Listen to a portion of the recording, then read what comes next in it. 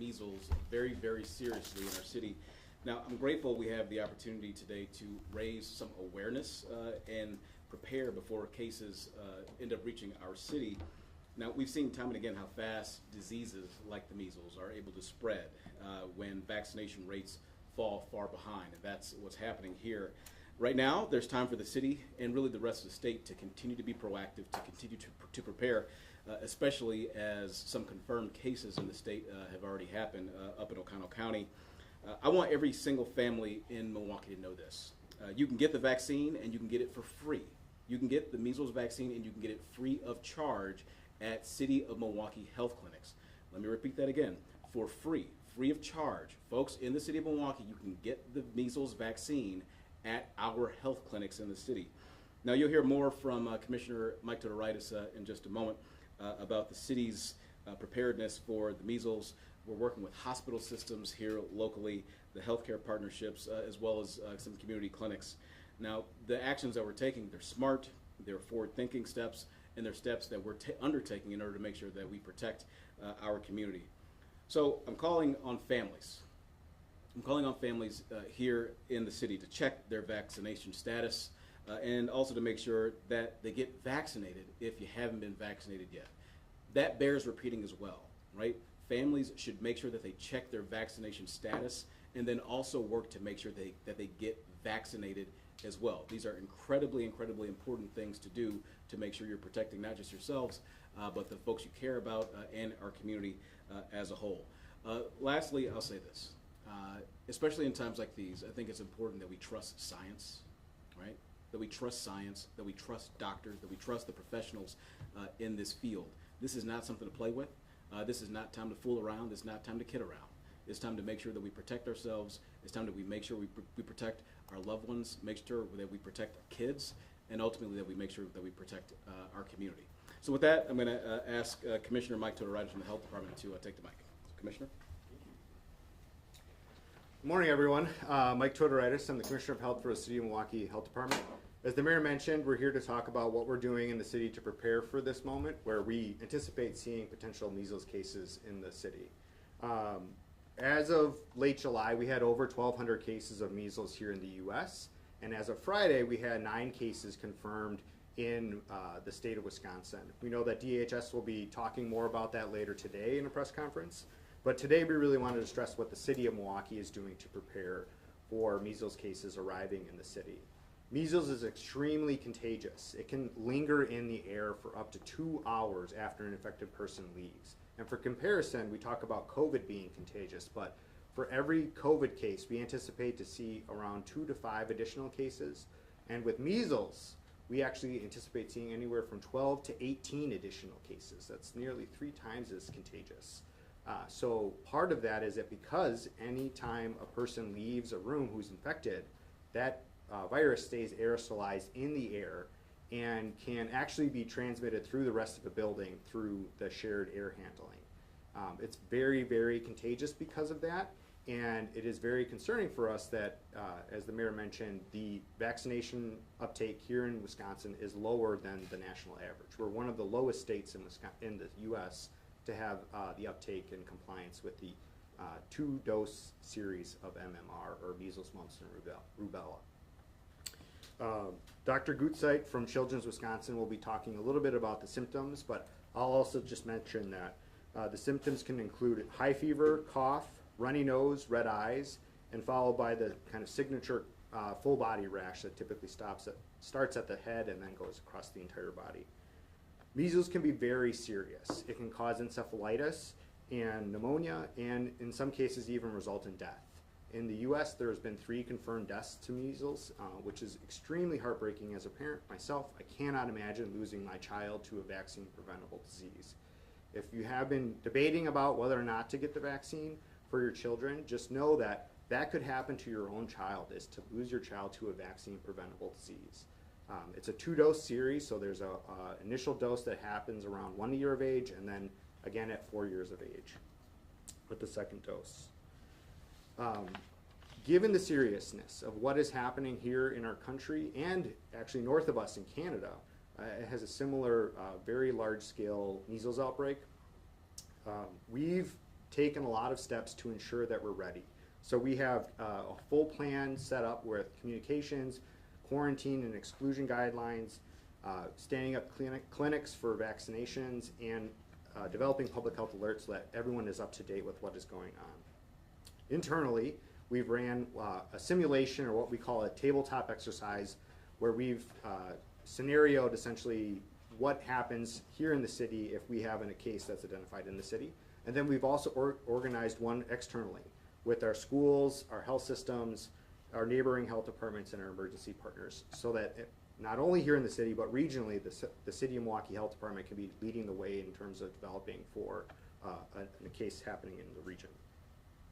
As the mayor mentioned, we've secured over 800 doses of MMR to be offered free of charge, regardless of your insurance status, at our clinics. So make a plan, if you're not up to date, to either go to your provider, or if it's more convenient to come to one of our clinics during our clinic hours, come get your vaccination that way.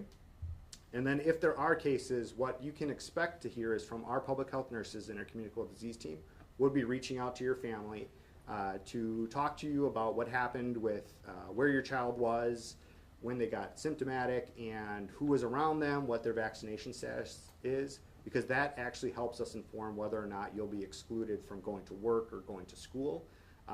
The exclusion period and quarantine period for measles is up to 21 days. So if you're stuck at home, I can't imagine being stuck at home with my kids for 21 days. That would be a very long time. But you can take those simple steps right now to check your status, as the mayor mentioned, on the Wisconsin Immunization Registry. If you can't find your record there, talk to your provider and make sure that your records are up to date, so that if you are potentially exposed, you know that you're covered. And if you haven't gotten covered, as the mayor mentioned, talk to a provider, talk to people that you trust. As city dwellers, we care deeply about this city, and talk to your friends and family and make sure that they have good information to make a plan to get vaccinated. With that, I'm going to introduce Dr. Gutzeit from Children's Wisconsin.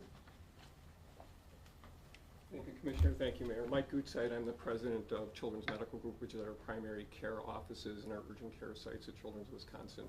And I'd like to start by reiterating what the Commissioner and the Mayor has said. This is about protecting and prevention, protecting those we care for, our loved ones, ourselves, and even those that we don't necessarily know or come in contact with, because it's essential that we have protection at the highest rates to prevent those who may be susceptible to the impact of this very, very significant vaccine, or virus, I should say. So let me give a little bit of a historical perspective that might be helpful. The measles, mumps, rubella vaccine was developed in the 60s. In the 1950s, on average in the United States, several hundred people per year died from measles. It's a very dangerous virus, and it can cause significant symptoms. The Commissioner shared some of the symptoms, and I'd like to share that, as well as talk about some of the complications as well. So the symptoms are classically a rash and that begins in the head and extends down to the entire body. A fever, it can cause a runny nose, a cough, red eyes, it can cause bronchial conditions, it can cause significant GI symptoms, including vomiting and diarrhea. And the complications from that virus can lead to not only those symptoms, but can cause people to have pneumonia. We can see other symptoms that lead to the dehydration.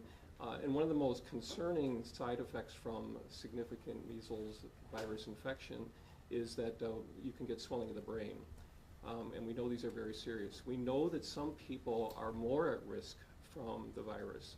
Younger children, older adults, those who are immunocompromised, and also pregnant women. So those are in higher risk situations, and that's why it's so important that we protect ourselves and others by getting immunized to reduce the spread of measles and reduce the likelihood of that passing on to other people. The other thing that I'd like to say is that we do have a protection against measles. It's the measles, mumps, rubella vaccine, which both the Mayor and the Commissioner had mentioned. The measles, mumps, and rubella vaccine is safe and it's effective. It has decades of rigorous scientific research that have shown it and demonstrated it to be very, very effective in protecting against the spread of measles. And so it's something that I would advocate and push everybody to consider getting if you haven't. There are some people who can't get the measles, mumps, and rubella vaccine. Talk to your healthcare provider. Find out if you're eligible. check your status on the Wisconsin Immune Registry to see if you have had the measles vaccine. And if you haven't, please consider getting it for the protection of all of us.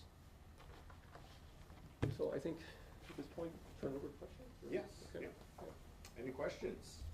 As the school year approaches, are you guys coordinating with schools at all to make sure the children at the schools are getting prepared for these vaccines? Yeah, I can answer that. Yes, so working with all of the schools across the city, both in coordination with the state, which actually has different reporting requirements for schools to make sure that their children are up to date, and then if a school has questions about what they're supposed to do with those reporting requirements, they can reach out to our health department to ensure that. Part of us producing additional doses for families is that, in particular with this case, given the threat of measles here in the state of Wisconsin, we want parents to have an easy and accessible way to make sure that their kids are up to date. Most schools require children students to have their vaccination records up to date. So part of our staff time is actually dedicated to working with those schools and parents to make sure that they have a plan. What do we know about those 9 cases in Okatu? It's not far. People could be vacationing and coming back to Milwaukee. Yes, that's a great point. So given that they're in a different jurisdiction, I don't have full details on that, but I do know that they are travel associated. So one of the things that we're paying very close attention to is the measles outbreaks in the surrounding states around Wisconsin and in southern Canada, given that travel around the Midwest is very common during this time of year, especially with summer breaks going on. But seeing that that was a travel-associated outbreak in Oconto County, we're really encouraging parents again to make sure their children are up to date and understand the risks of potentially traveling with a child who's under the age of 1 or not fully vaccinated, and maybe changing your plans a little bit differently depending on if you're going to an area that has an active outbreak. Why now when there were cases in the surrounding states, much sooner? Why now talking about this when this news conference could have been maybe a month ago? Part of the reason is we've, knock on wood, have been very lucky that we've not had actual cases in Wisconsin yet.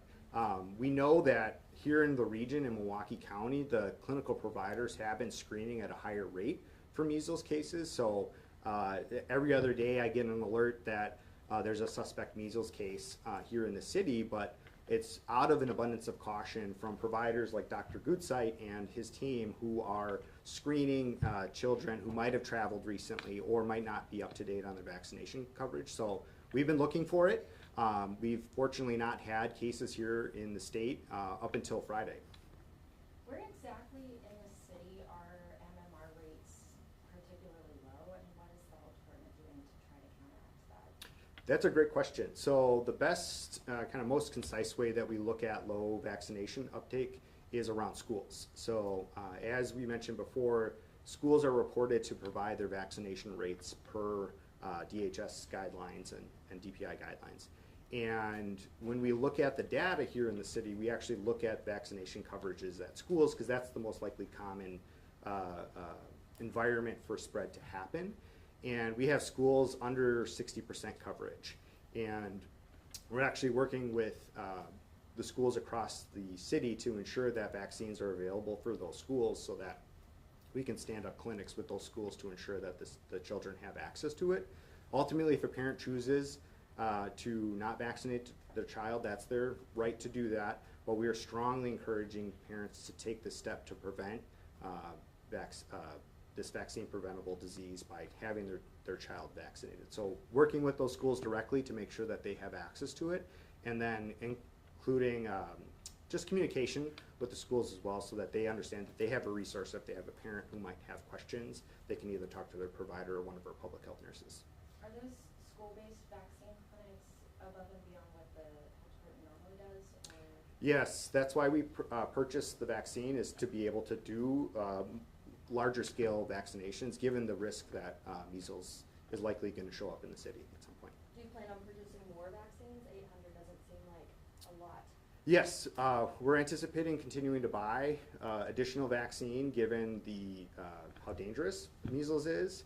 And if there is an active outbreak, we also anticipate receiving some doses from the state via the CDC. But as we have uptake of these vaccines, we'll purchase more. It's a very fast turnaround for us to purchase and then take delivery of additional doses if we need them. New numbers show that vaccination rates have plateaued among children, school-age children.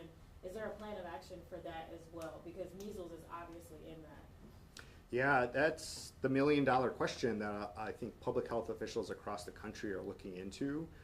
We've done a lot of outreach and research to try to meet parents where they are. We understand as city dwellers and parents as well that part of it just is a simple conversation to share good information, and that's really our charge to everyone in the city, is to talk to your friends and family and your classmates, parents, to ensure that they have good information, that know that they can take a really simple step to protect their children, even if you're not worried about death of your child or severe symptoms from the vaccine. Understanding that 21 days of not having your child in school could be extremely disruptive to work and just daily home life. So there are simple steps that you can take today or later this week to come to one of our clinics and get vaccinated. But again, it's that person-to-person connection that our staff are very good at, and encouraging staff, parents who might be unsure about what to do, to talk to their providers and talk to folks here at the health department if they have questions, and make a plan. Oh, yeah, sure. If I could just add one thing to that. Let's focus on the fact that the best treatment is prevention. And that really is what we should be focused on right now, is using the science that we have and a very effective and safe vaccine. And I think to answer your question specifically, those one-on-one conversations are very, very important. And we realize that there is a lot of information that parents and families are receiving. Some of it's conflicting, some of it's confusing, and some of it's really difficult to figure out. So find your trusted source, somebody that you know that has a perspective that can help to give you the information that's helpful in making a decision, but also seek out your primary healthcare provider, because they can be a trusted source of information as well. Is that plateau we're seeing normal, or is this something we've seen since the pandemic? It's actually started before the pandemic. So in the 90s, we actually saw an increase of parents and guardians choosing to not vaccinate their children and filing for exemptions for personal, religious, or health reasons. And Wisconsin is one of the few states in our country that actually allows all three exemptions. Most states just allow for a medical exemption from required vaccinations. And you know, I'm not sure why it started back in the 90s, but it certainly was amplified and put on fire with the pandemic, given the misinformation that happened during the pandemic around the safety of the vaccine. We're still seeing that today, and that's something that we're actively trying to work with. I think the part that I would stress is what Dr. Gutzeit and the mayor are saying, is to follow the science and follow what information is trusted. And I would underscore that we're members of our community too, and I would not be able to sleep at night if we were giving bad advice to my neighbors and friends across the city. So appealing to our residents of the city that way, hopefully that means something, but we really want folks to understand that the science is true and that these are safe and effective ways to protect your children. And it is plateaued, and hopefully that means that it's kind of stabilized where we think parents might be choosing whether or not to get their children vaccinated. But we really want to encourage parents who might have maybe a year ago decided, hey, I'm not going to do this right now, to make a plan to maybe choose to elect to have the MMR vaccine for their children. A lot of the symptoms are similar to the common cold, so without fear-mongering the public, if they do experience like a runny nose, especially with the wildfire smoke, what do you recommend them do? Do they call their pediatrician? Do they, no, it was COVID a few years ago, Yep. 5 years ago, now it's the measles. I'll let Dr. Groot say. Yeah, no, that's an excellent point, because many viruses have very similar symptoms. As we said, some of the hallmarks of measles that are somewhat distinct are the rash and the higher fever. But I would encourage anyone who has any concerns about measles and they're not sure to call their healthcare provider. Don't just go somewhere, because if one has measles, you are potentially infecting everyone else that you are in a waiting room with, in another place, a public place. And so it's really important to connect with your primary care provider, ask them what their suggestion would be, and then follow those directions. I would add at Children's Wisconsin, we have been putting into effect our plan for when and if somebody shows up and how we would minimize the risk to the rest of our patients and families by using strategies that Mike had described, that the Commissioner described, around preventing the spread in the setting where somebody would show up in a healthcare environment. The meningitis numbers kind of muddy the overall picture. I'm wondering what the city is doing to make sure that kids are getting the meningitis vaccine and that parents are aware of that new requirement. We'll get you that information. Yeah. Thanks, Sarah. Sure. All right, thanks everybody, appreciate it. Thank you.